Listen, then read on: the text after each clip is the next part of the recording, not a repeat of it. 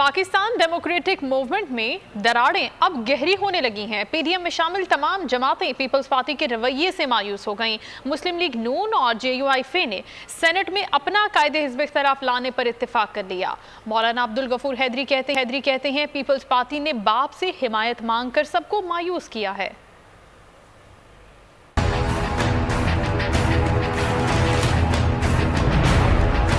हिज़्ब इख्तिलाफ हुई इख्तिलाफात का शिकार नून लीग JUI का गिलानी को अपोजिशन लीडर तस्लीम करने से साफ इनकार। मुस्लिम लीग नून के रहनुमा शाहिद खाकान अब्बासी ने JUIF के मौलाना अब्दुल गफूर हैदरी से मुलाकात की। शाहिद खाकान अब्बासी ने मौलाना फजलुर रहमान की खैरियत दरियाफ्त की और सेनेट में कायदे हिज़्ब इख्तिलाफ मुंतखब होने के बाद की सूरत हाल पर मुशावरत की।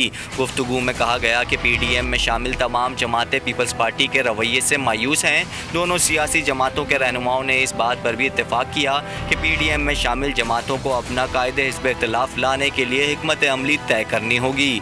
इस मौके पर मौलाना अब्दुल गफूर हैदरी ने कहा कि कायदे हिज़्ब इख्तिलाफ के मामले में पीपल्स पार्टी ने बाप से हिमायत मांग कर सबको मायूस किया है। शाहिद खाकान अब्बासी ने कहा कि कायदे जमातों से भी जल्द मुशावरत करेंगे।